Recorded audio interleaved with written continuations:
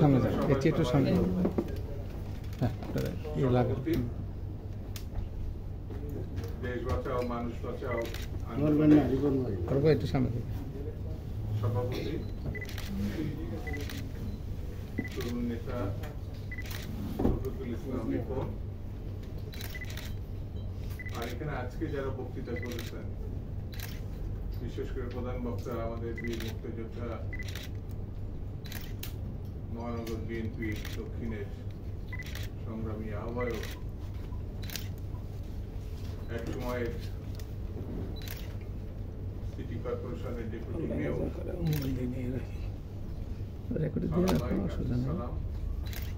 আমাদের হাবিব, একসময় ছাত্রলীগের সভাপতি, ছাত্র আন্দোলনের অন্যতম দিকপাল, দেশনেত্রী বেগম খালেদা জিয়ার উপদেষ্টা, আমাদের সালামাই উপদেষ্টা জনাব হাবিবুর রহমান হাবিব,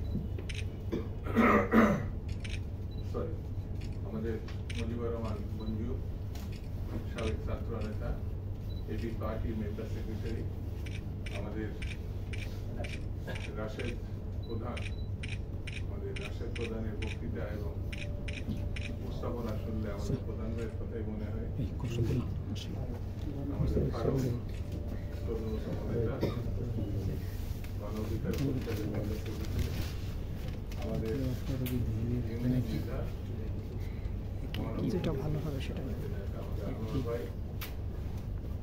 মহানগর সরি মুক্তিযোদ্ধা দলের সাংগঠনিক সম্পাদক খোকন, জিয়া সমাজ কল্যাণ পরিষদের নেতা এবং অন্যান্য সাংগঠনিক নেতৃবৃন্দ, ভাই বোনেরা এবং মিডিয়ার বন্ধুরা,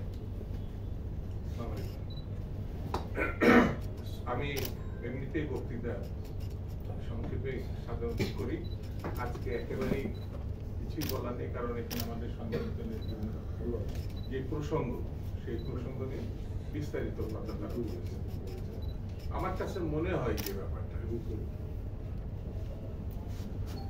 সেটি হচ্ছে, বাংলাদেশ এখন একটা ক্রান্তিকাল অতিক্রম করছে। বাংলাদেশ যে কারণে প্রতিষ্ঠা হয়েছিল তার থেকে যোজন যোজন দূরে চলে গেছে। বাংলাদেশ প্রধানত গণতন্ত্র এবং স্বাধীনতার জন্য, মানুষের অধিকারের জন্য প্রতিষ্ঠা হয়েছে। এক সাগর রক্তের বিনিময়ে এই দেশ আমরা অর্জন করেছি। ভাবতে খুব কষ্ট লাগে, কিন্তু বাস্তবতা এটাই, এই দেশের মানুষের এখন কোন অধিকার নাই, ন্যূনতম ভোট অধিকার নাই। সে তার পছন্দের প্রার্থীকে ভোট দিবে, তার প্রতিনিধি নির্বাচন করবে, এই অধিকার এখন দেশের মানুষের নাই। ফ্যাসিবাদ এমন একটা জিনিস যারা সংখ্যাগরিষ্ঠের মতামতকে উপেক্ষা করে, সংখ্যাগরিষ্ঠকে তারা ধর্তব্যের মধ্যে নিয়ে আসে না। অর্থাৎ ভোটের তো রাইট নাই, ভোট তো প্রয়োজন নাই, সংখ্যাগরিষ্ঠ দরকার।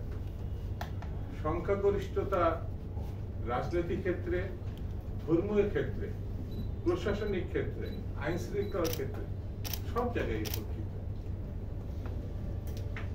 এত ভয়ঙ্কর একটা পরিস্থিতির মধ্যে দেশকে নিয়ে যাওয়া হয়েছে, তার থেকে বেরিয়ে আসা খুব কঠিন, এবং সেই কঠিন কাজটা আমাদেরকে সবাইকে মিলে বিএনপির নেতৃত্বের, বিএনপির সহযোগী হিসাবে, বাংলাদেশ জাতীয়তাবাদী দলের সহযোগী হিসাবে আমাদেরকে সবাইকে মিলে গণতন্ত্রে দেশকে ফিরিয়ে আনতে হবে।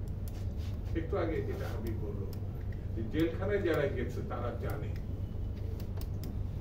জেলখানা এখন কত কষ্টকর। সাধারণ জেল আর ডিভিশন জেলের ভিতরে কিছু পার্থক্য, কিন্তু বেগম খালেদা জিয়া কি আরামে আছেন?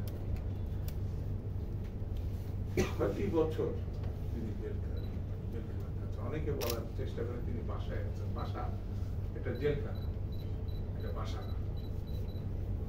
যারা জেলখানায় ছিলেন অথবা যারা জেলের বাইরে ছিলেন, আন্দোলনের নেতৃত্ব নানাভাবে দিচ্ছিলেন, কেউই শান্তিতে ছিল না, কেউই কষ্টের বাইরে ছিলেন না।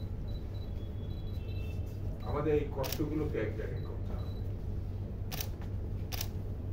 প্রতিশোধের কথা বলছি না, আমরা প্রতিহিংসার কথা বলছি না, আমরা আমাদের অধিকারকে ফেরত আনতে চাই। এই যে আজকে যে দুটি ছেলে, কিশোর বলেন তরুণ বলেন, একটা পরিবারের দুটি সন্তান যদি মারা যায়, সেই পরিবারে আর কি থাকে? সেই পরিবার বাঁচার সংস্থান বলে এত আর কিছু থাকে না।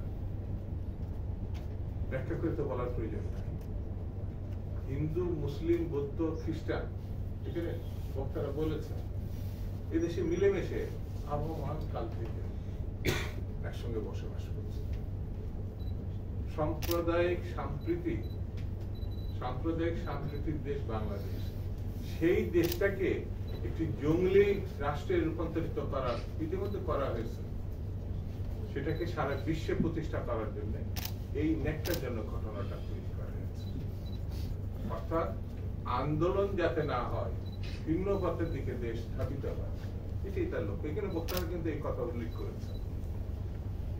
বিএনপি দেশে থাকা অবস্থায় এই দেশে কোনো সাম্প্রদায়িক দাঙ্গা হওয়ার কোনো কারণ নাই। কারণ একমাত্র দল যারা এই দেশে মুসলিম না, হিন্দু না, বৌদ্ধ না, খ্রিস্টান না, সকল ধর্মমত পথকে শ্রদ্ধা করে, ধর্মীয় বিশ্বাসকে তারা লালন করে, বাংলাদেশ জাতীয়তাবাদী দল সেই দল থাকা অবস্থায় এই দেশে যদি কোন গোষ্ঠী সরকার প্রতিষ্ঠান মনে করে বা বিদেশি কোন শক্তিও মনে করে যে সাম্প্রদায়িক দাঙ্গার মধ্যে দিয়ে গণতন্ত্রের এই আন্দোলনকে নস্যাৎ করবে, এটি সম্ভব হবে না। কারণ এই দেশ মুক্তিযুদ্ধের দেশ। ৭১ সালে মীমাংসিত হয়েছে যে আমরা কোন পথের যাত্রী। ৭১ সালে বিজয় লাভ করেছে কোন পথের যাত্রীরা, এটা কিন্তু ৭১ সালে প্রমাণিত হয়েছে। বন্ধুরা, এটি জবাবদিহিমূলক সরকার না। গণতন্ত্রের ফিরতে হলে জবাবদিহিমূলক সরকার থাকতে হবে। ফ্যাসিজম জবাবদিহিতা করে না, নির্বাচনকে তারা ভয় করে। আমরা মনে করি নির্বাচন এবং গণতন্ত্র ফিরিয়ে আনা এখন সব থেকে জরুরি কাজ। এই জরুরি কাজটি করা সম্ভব হলে আমার মনে প্রকৃত সদয় হবে। আজকে প্রকৃতি আমাদের সঙ্গে যে বৈরী আচরণ করছে সেটা সম্ভব কেন সম্ভব হবে? জবাবদিহিমূলক সরকারি বন সুন্দরবন যেমন একের উজাড় করে দিয়েছে, কোনো জবাব দিতে নাই তো, একে ধ্বংস করে দিয়েছে। এটিকে ফেরত আনতে হলে পরে আমাদের এখানে গণতান্ত্রিক সরকার প্রতিষ্ঠা করা ছাড়া আর কোনো বিকল্প নেই। আসুন বন্ধুরা, আমরা সবাই ঐক্যবদ্ধভাবে গণতন্ত্র প্রতিষ্ঠার সংগ্রামে রাস্তায় নেমে আছি। এটাই আজকের আলোচনা সভার মূল প্রতিবদ্ধ বিষয় হোক, এই আহ্বান জানিয়ে আমি আমার বক্তব্য শেষ করতে রাতে বাংলাদেশ।